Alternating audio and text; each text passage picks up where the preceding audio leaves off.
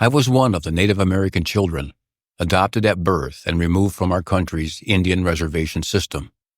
I was raised in a small middle-class farming community, but was never told of my true American Indian heritage. It was still taboo back in those early days. The years passed, and in 1987 I lost both parents.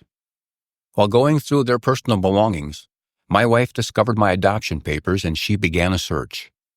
5 years later, I was reunited with my biological Lakota family living on the lower Brule Sioux Indian Reservation of South Dakota. I am a son of two mothers and a product of two worlds that had collided. But I have an equal amount of love and pride for both. I'm Paul LaRoche, and the stories you are about to see are an attempt to share this true American story of a hidden heritage. Welcome to this episode of Hidden Heritage. I'm your host, Paul LaRoche. Over the years, I've been interviewed hundreds of times, and although many aspects of the story remain the same, every host has a different angle to their version of our story. In March of 2012, I was contacted by one of the writers for a prestigious magazine called Native Peoples. It was a memorable conversation. Following is that interview. All right. Well, a lot of people ask us all the time about, the difference between Brule and Brule. Here's the short story, but it's easy to understand. It's Brule and Brule. It's really the same. It's the same word with the same meaning. It's the name of our tribe. It's the Lower Brule Sioux tribe of South Dakota. But technically, the word is a French word. Brule is a French word, or Brule. And, my explanation is that over the years, folks have just gotten a little lazy with the hyphen over the E. And so you drop the hyphen and it turns to Brule. But I've tried to put the tradition back in it. That's my only reason for trying to revive Brule. And it's a little bit prettier word. I mean, the word it rolls off the tongue a little bit better, and it's the way it was intended to be. It's a French word. Our tribe was named, our name came to us from the French Canadian friends of ours back hundreds of years ago, and it's still there. So there's the short version. By the way, the translation of that word of Brule means burnt, like creme brulee, burnt cream. So the name of our tribe not only is Brule, but it's the burnt thigh people, like the top of your leg, the burnt thighs. But that's where Brule comes from, and just a little history about the word. You and I are probably not that much different, except for one small little twist of fate that I had no control over. As a baby, when I was born, I was the middle child of three other siblings, a brother and two sisters. One sister did not survive over the years, but so one brother, one sister are still living today. Yeah, okay. Now, for some reason, I was adopted out of the tribe. The rest of my brothers and sisters stayed with the family, and we never really did find out. My biological mother and father both died before anybody could ever ask them, and they took that answer to that question to their grave. They never told a single soul why I was adopted out and why the rest of them stayed there. And they're more than likely has some long story behind it, but that's what happened. And so, unbeknownst to me, I grew up as just a kid in a small white middle-class farming community in southwest Minnesota. My adoptive parents were really wonderful people, but they never told me. And I think the reason for that, without getting into too much, trying to analyze it too much, because I've had 20 years to really think about it, but I think that they did not tell me as a youngster. I mean, I eventually found out, but because I was born in 1955, Harlan, 1955, and those were years where it was still a bit taboo if you had Native American descent or lineage in your family tree. And of course, today people really embrace it. Everybody wants to be Indian. You know how that goes, and everybody's proud to say I got a little bit of Cherokee in me. But they weren't saying that back in 1955. And so I think my parents just had a thought that, here I am. They adopted this Native baby, and I would have been the only Indian in this entire town I grew up in. And I think they just said, hey, we're just going to tell him he's French Canadian, because it was partially true. They didn't really lie to me. As it turns out, years later, I got my birth certificate, and I found all my information on the family tree. I'm 1/4 French Canadian and 3/4 Lakota. So they were partially right. They conveniently left one part out of there. Well, I think I got you. I think, Harlan, if I were to say that, I think where the story is, I think here's the story. It's, once the discovery was made, and we've had a lot of years to talk about different various ways about the actual journey back to the reservation and trying to reassimilate and all that. But I think the story that we want here is there was a bigger kind of a spiritual thing at work here. And, when I was a kid, before, growing up off reservation with my adoptive parents, not having a clue, I was in music. I started out in music when I was just, like 6 years old. So I've always been in music. I've always loved it. My adoptive parents gave me every opportunity to immerse myself in music. They bought instruments for me, and I had a rock band when I was in junior high, and did all kinds of stuff as a young kid, just like a young kid. I was, and back in the 50s and 60s, everything was rock and roll. So if you were in music, you didn't want to be a rapper back in those days. You wanted to be a rock and roller, So long hair and guitars and loud music and loud amplifiers, and away you went. So, but I never really applied the music that I was growing up with to anything that I was doing. I always tried to do cover songs. I mean, music was always, back in those days, if you just wanted to sound like somebody else, and you had to do it because that's how you got gigs. If you could do cover songs and they sounded like another band that was on the radio, you could be playing every weekend if you wanted to, and making pretty good money. But years later, here I am coming back to the reservation, and here's what really started the whole thing, Harlan. When my Native American family sat me down, this was shortly after our first homecoming, Thanksgiving Day of 1993. It was almost like it was meant to be, and nobody lined it up that way. It's just that my wife was the one who put the search out to find my biological family, and she happened to make the discovery. It's a long story, but she made the discovery, and it was like 2 weeks before Thanksgiving of 1993 when this phone call comes in from a guy in Lower Brule. It's my brother, and we have this long phone conversation going, holy buckets, and at the end of the conversation he goes, well, why don't you guys come on out for Thanksgiving and meet us? And so 2 weeks later, there we were on the res for the very first time. Yeah, and that was a life-changing experience. That's always been, people always say, what was it like to go back, that homecoming? You never met them, they never met you. They didn't, neither of us knew the other existed because the parents didn't leave any information. So it was kind of a stretch, I'm certain at first they were thinking, well, maybe this is just a false alarm. Maybe somebody's got the wrong number. But we figured it out right away that it was accurate, and we had the proof, and eventually it all came out. Everything was exactly accounted for. But to really go back and to be standing there on this Native American reservation and go, holy man, this is my real home here. This is where I came from, and this whole culture is, So I still feel it today, just like I did there on Thanksgiving. I still, even talking about it right now, it's just like, I still get that tingle. I still get that feeling inside. Like, it's just hard to I can't really describe it. It's kind of a spiritual thing. It's the best I can say. It's a real strong emotion.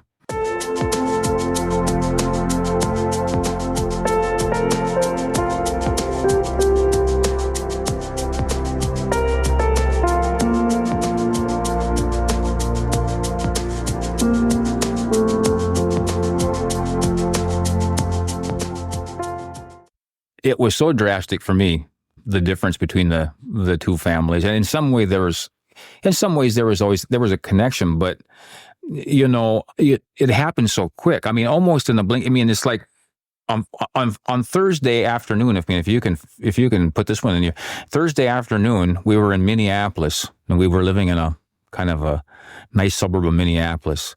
And Friday night, the next day, we're out on Lower Brule Sioux Indian Reservation, sitting in my brother's little, 3-bedroom rambler, and meeting all this whole new family, and they're taking us around, showing us the tribal headquarters. I mean, it almost was too much to grasp at one point. But the big difference, I think, between the families really is that it's two different worlds. It's two completely different worlds.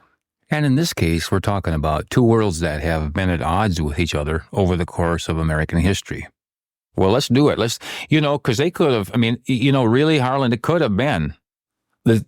I think the same thing would have happened imagine if somebody plucked you or I up one day and just said, "Hey, I got something to tell you. I know that you may not believe me, but it's the truth, and your real family is over in the Middle East, or your real family is in Africa, or Australia, and you and I'd be going, what? No, really?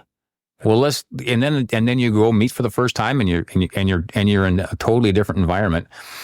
I mean, it really is. It's kind of it's quite an experience. You have to let time go by for the whole thing to really hit you. And it's still hitting me. It's still hitting us even now, even almost 20 years later. We're still trying to piece it all together. So I'm still learning. I'm going to probably learn about the Native American culture for the rest of my life. I learned every day. I learned every week, but I didn't grow up there, so I missed 38 years. I was 38 when we had that first reunion. Sure, absolutely. I should tell you that, when we came back home, the family there in Lower Brule, they wouldn't have had to open up their doors. They could have easily said, well, nice to meet you, here, handshake, and, come see us a couple times a year, or let us know how things are going up in Minneapolis. But they did not do that. They embraced us like we never really left. And that's one of the things that it's really hard for me to tell other people. It's that we were instantly, in a blink of an eye, we were brought right back into the family, the community, the tribe, and the culture, all in a split second. That all happened. It was unconditional. You use the word love. I would say it was unconditional love that really taught me a lesson. I grew up in a nice family. My adoptive parents were wonderful. But if that acceptance for somebody, coming out of nowhere, if that acceptance could be applied on a global scale, the world would be a whole different place. And it teaches you something real. It teaches you something real quick. And I've been trying to apply the result of that unconditional love ever since. Now, here's something else that's kind of heavy that I like to run past you, because we'll start digging into some pretty heavy stuff here. But coming back and then having that door opened up. Now, just think about this. It's almost like I grew up in the world that almost destroyed Native America. Because I did. I grew up in the white world, and I can't say that my parents were prejudiced, or when I was a kid, not knowing any different. Looking at history books. How can I say this? I fear that I was guilty of looking at Native America like any other white person would. In other words, I had some of those thoughts. Isn't it kind of weird to be thinking inside of your body when you're 7 years old, thinking, well, Indians and woo-hoo-hoo-hoo, war cries and cowboys and Indians, and, or shoot the Indians, or swooping down on this camp here. And the whole time that you're doing that and living that, you're actually a Native American, but nobody's telling you. And years later, you got to come to terms with that. Here's one thing that I would like to I had this little experience happen that really kind of still to this day.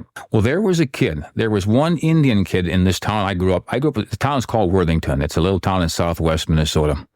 And there was one heavy-set Indian kid that was in Worthington for a couple of years back when I was still in elementary school. I was in 4th and 5th grade. And this kid's name was Paul Bigfire. That was his real name. And that kid got crap. He was treated like crap. And they finally left town. And I fear that I was guilty of mistreating that kid as much as the other kids did. And so when I think back on that years later, I'm going, man, what that was me. I was making fun of myself. I was in some ways. And I'm trying to reconcile that to this day. See, now here's something else pretty heavy. So part of what I've really am trying to apply this this coming back to Native America, it comes out in music because that's my best way for me to really communicate. I can say more with a piece of music than I can talking sometimes for an hour. But here's the thing. When you become part of two worlds that have been at odds with each other, fighting with each other, downright, one trying to annihilate the other. When you come from both of those sides and you're part of both of them, at some point you have to go, well, I have been part of both. I've lived in both. I actually thought I was really part of both, and I am really part of both of those worlds. But I want to forgive. I want to apply forgiveness. I've tried to work on this thing called reconciliation, Harlan. I've tried to be an example of two people or two cultures or two countries that are fighting with each other, that at some point you just lay everything down and go, we got to just forget about all this stuff. The real answer is just love. It's getting along. It's working this out. It's not trying to continue fighting. It's not war. It's not. We have to, because we're all the same. There's the thing right there. We are really all the same. I'm living proof of that. It hit me right away. And it's very observant on your part, because that's exactly the answer. Music became the common denominator without question. And here's how it happened. I mean, all those years, all those 38 years before I was reunited with my biological family, I was playing music left and right. I mean, everything you can, rock, country, gospel music, polka music. I don't care what I tried it all, really. Tried to write original music. I mean, it was just everything. And it was always came out kind of half-baked. Nothing was ever really all that great. We got by. I always say that we were one of the best mediocre bands back in my hometown, But the second that you induced that spiritual thing into the music that's hard to account for, it all went off the chart. And I don't mean and I don't mean to sound presumptuous, I don't mean off the Billboard chart. I'm talking about it went off the map. It was like, once that flood of emotion came, you can imagine going back, and here you are on the reservation, you're sitting with your family. It's like you're looking out over the Missouri River. You're looking at a herd of horses and there's buffalo. I mean, it's like, and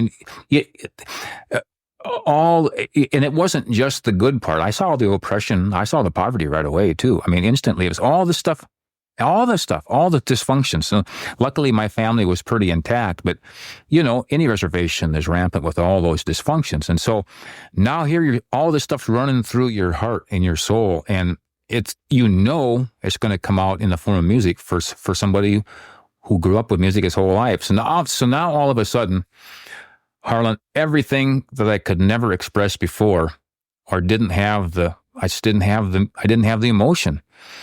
It was like the music was pouring out so fast, I couldn't harness. I'm still trying to harness it to this day. I'm trying to still harness the emotion and that spirit that came in that instantaneous reunion. I can't. It's almost as if I'll never get it. I don't think I'll harness it the rest of my life, but I'm trying to. And it's the one thing that every songwriter, every musician wishes that he had and hopes that he gets.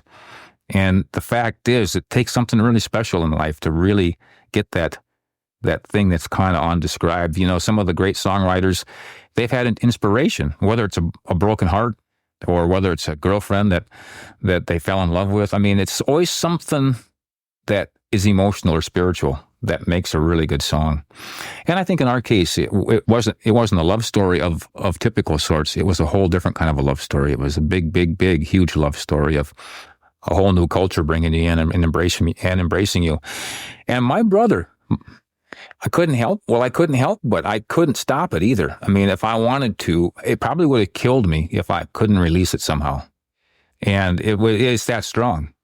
And so, my brother looked me in the eye here after we would been probably about the second week after the homecoming, and he looked me square in the eye one night and said, he said, you were lucky as a kid. Your parents, they gave you opportunity that you would have never had here on the reservation. Our family, he said, they were dirt poor, and they wouldn't have been buying you guitars and pianos and stuff. You'd have been ranching like me, working your butt off in the dirt. He said, so you've had a gift that started way back when you were a kid. And he's the one that said, nobody on the reservation here has had opportunity like you've had. He said, we want you to go back out into the world. They were the ones that encouraged us to go back out in the world and let music be the the driving force to tell a story. He said, "Go on, get out there. Don't sit here on the res. I mean, we want you to live here." We were, by the way, we moved back on the res. We lived back there for almost 10 years, but they were always the first ones to say, "Don't get stuck here. Get out there and let the world know. Let the world hear what you're saying. Represent us. Represent your people. You're part of this tribe. Go out there and show them who you are. Show them who we are. Tell them the story." So I'm not an orator, and I'm not really a songwriter, but that it had to come out somehow. That stuff has to come out, or it's gonna, then it'll have a negative effect if you hold it in too long. So.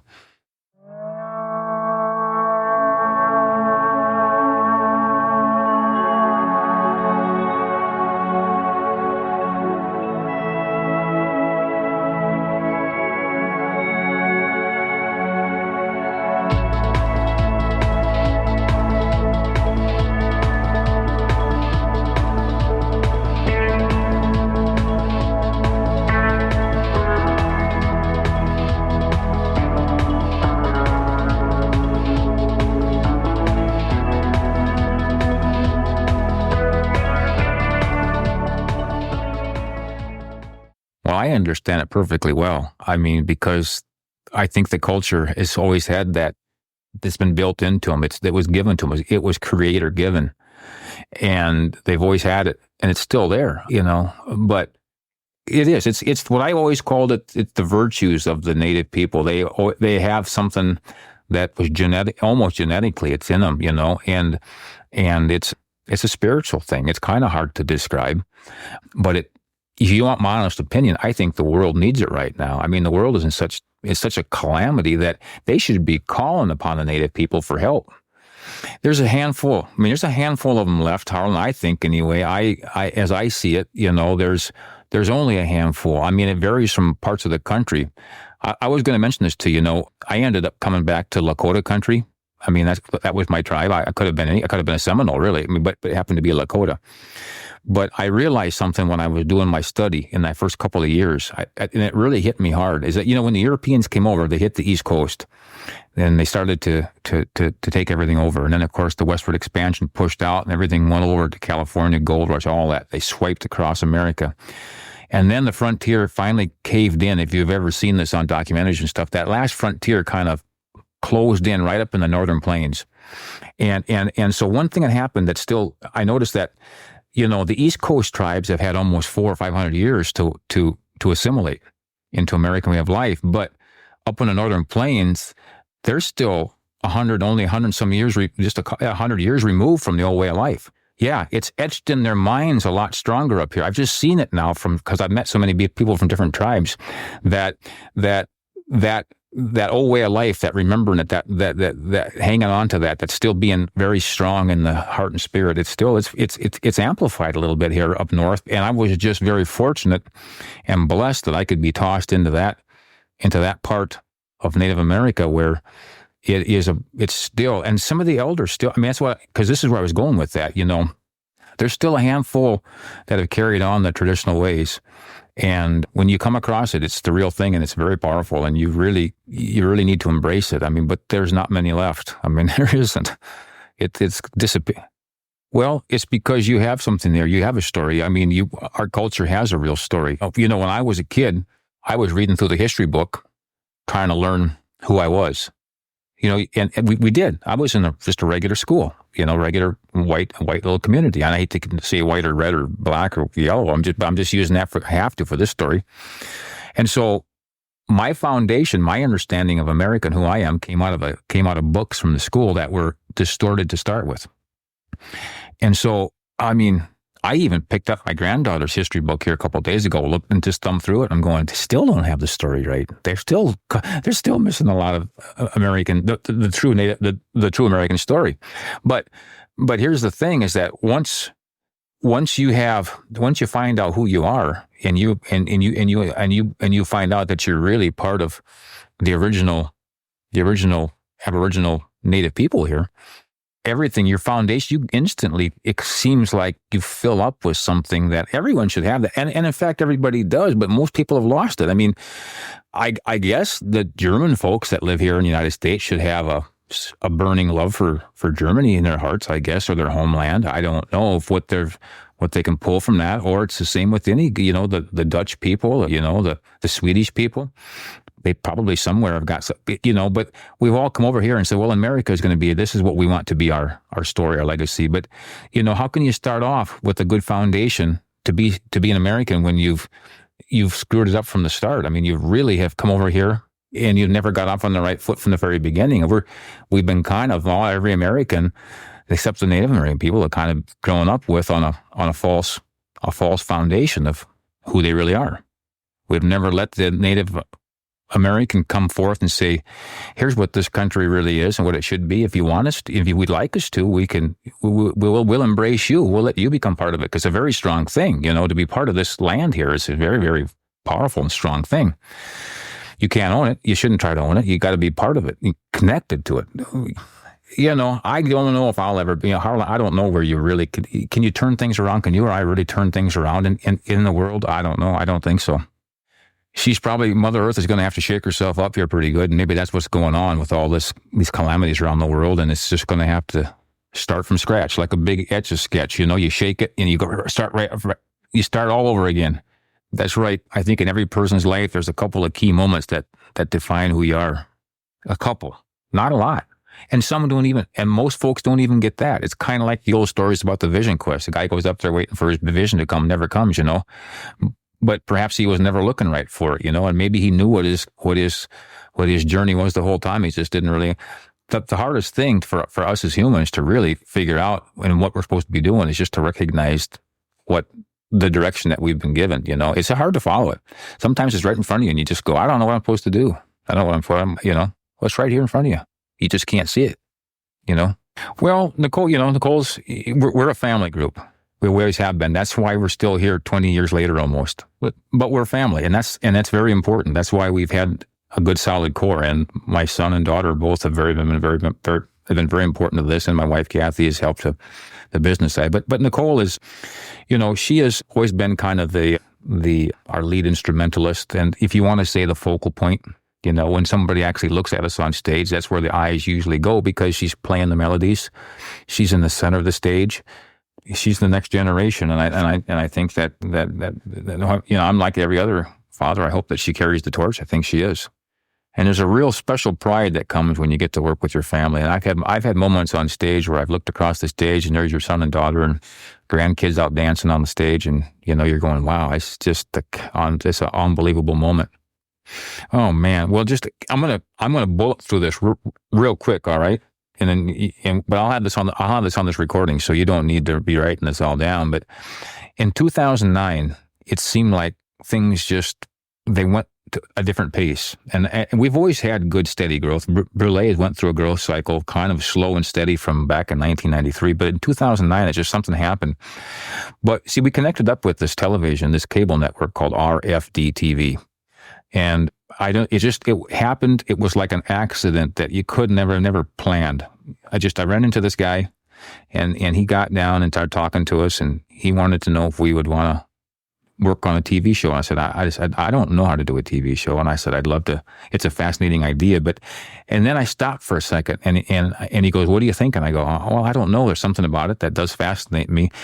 He says, well, you can tell the stories of your people. You can tell, is there anybody telling Native American stories? And I go, yeah, but not really on television. And for a split second, I got to thinking that, well, perhaps we could really do something positive if we let that television thing be an open door to the Native American culture. And so I accepted his challenge and began to work on this TV show, thinking that someday it could be I had this dream at one point that it could be a whole network for our culture, and it really could, because it's growing just that much. So we've been working with this cable TV company, and it's really been a wonderful and a fulfilling opportunity, and it still goes on. And I think that this cable network has opened up the door for Native America to come in and to be part of the mainstream. We just got to come in. I mean, the door's open.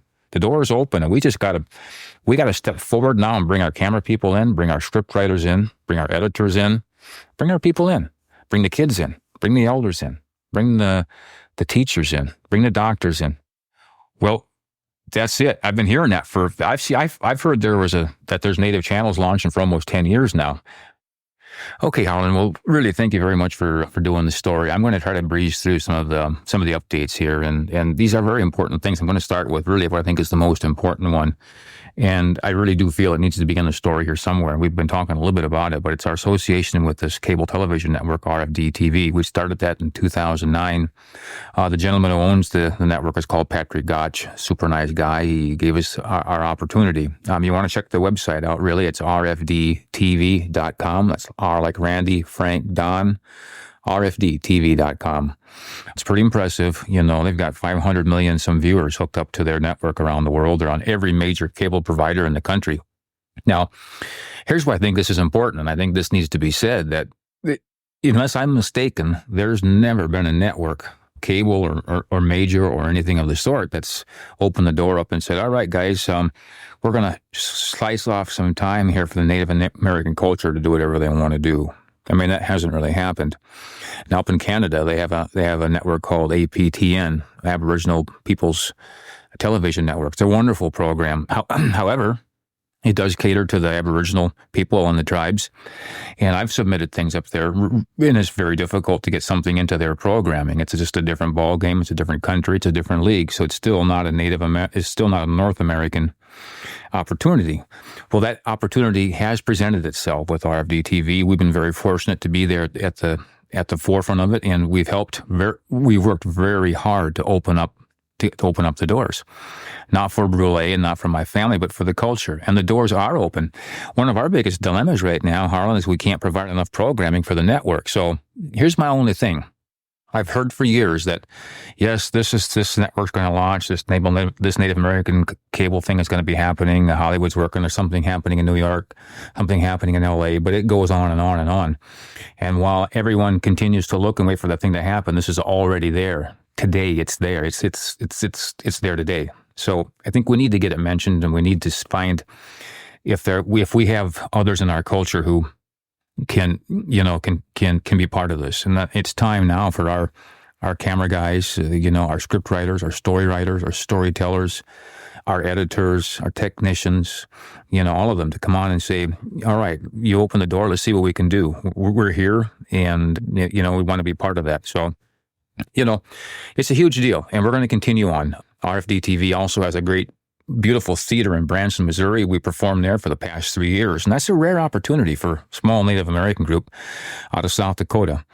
In the year 2009, we performed almost 250 shows in a row. We were the anchor group in Branson, Missouri, at a beautiful theater, and so that's been kind of a milestone. In 2010, Harlan, we performed with Marty Stewart at the Ryman Auditorium in Nashville, and if I'm not mistaken, I believe we were the very first ever Native American group to perform in the Ryman, in the famous Nashville Auditorium. So that was a huge deal. We started Hidden Heritage in 2009, and we've produced over 50 episodes to this day. Our whole thing is positive stories from Native America. RFD TV also, through their association, allowed us to be in the Tournament of Roses parade in 2011. That's a huge parade in Pasadena, California, and it's viewed all over the world. And we just didn't participate in it. We were on a float that was dedicated to the Native American culture, representing all 550 some recognized tribes. That was a big statement that went out across the world internationally. So we were there at that deal. We're launching another television show on RFD TV called One Nation, and we're hoping to tell the stories of all the Native American tribes here in our country, all 550 some recognized and some unrecognized, kind of a modern day chronicle of what and who we are today. But we need help with that in terms of our own input. We just were the featured performers at the National FFA Convention 2011. We're part of their international televised conference that went on and was broadcast around the world. RFD TV also, through Brule, has set up a series of scholarships, and they're going to be in the name of Brule, but these are scholarships going to go out to young Native American youth who are interested in continuing on with a career in agriculture. So, we've got a foundation set up now for scholarships in the name of Brule for agricultural growth and expansion. We have new CDs coming out this year, Harlan. We haven't released anything new for about 3 years, so it's pretty important. We're way behind, so the idea is we're bursting at the seams, so to speak. So Brule has released a new CD called Hidden Heritage. It's the music chronicle of our journey. Nicole has just released her first independent solo project called Tapestry. It's a wonderful project, and both have just been released in the last couple of weeks here. We recorded 2 DVDs over the last 3 years, actually 3. Brule Live at Branson, Brule Live Christmas Show from Branson, and Hidden Heritage. Season 1 is just going to be released on DVD. This last year, we performed with the Symphony Orchestra in Sioux City, Iowa. One of the first times ever a Native American group has done that. So, Hidden Heritage, the television show, has really allowed us to begin to give some things back to the culture. One of the negative things over the years is the perception when you're in a group like Brule, the perception that things are bigger than life, that you're way high on the scale, and it causes a negative. When people think that you're very successful, and they think that you should be sharing that wealth, and there really has never been a windfall. It's just been a lot of hard work that's brought us from week to week, month to month, and year to year. But the perception is that there's a ton of money floating through this organization, millions maybe. People think that. They wonder, why aren't you giving a bunch of money back to the tribes? Well, we've always known the time will come when we can begin to return some of this stuff, and I think it's begin to manifest in the opportunity with Hidden Heritage, the TV show. It's allowed us to tell stories that never would have been told. We've done things for organizations. There's an organization in Colorado Springs called One Nation, and they take donations out to tribes that are very needy, Pine Ridge and others. And we did a story on them, and the phone's been ringing off the hook ever since. The contributions have come in, the floodgates opened up, and so that's the kind of thing that we're able to do. St. Joseph's Indian School, Circle of Hope, there's another organization. I featured artists like Bill Miller and Shelley Morningsong and the Cherokee Youth Choir. These are all performers that need national recognition, and we've been able to do that. We've also presented different tribal stories, Lower Brule, the Miami Tribe of Oklahoma, Rosebud Sioux Tribe, the Seminole Tribe of Florida, and we have a series called Wisdom and Stories from the Elders. That's been very important too. So, when you put this all together, it's really been these last couple of years have been monumental, and all have been a result of what happened, what began here back in 1993. So, along with this stuff here, Harlan, we're going to try and write this down and bullet it for you so that you can pull from it. RFD TV website are very important, and I think that you want to maybe take a look at some of Nicole's stuff too, and you can just check Nicole's thing out by going to probably cdbaby.com and find some of her new music, or www.reverbnation.com/Nicole LaRoche, or www.NicoleLaRoche, and go get to her Facebook page. There's a bunch of stuff on there. Okay, I'm going to sign off, and good luck with the story. We'll have some things written for you, and I appreciate you taking the time to speak with me once again. Thank you.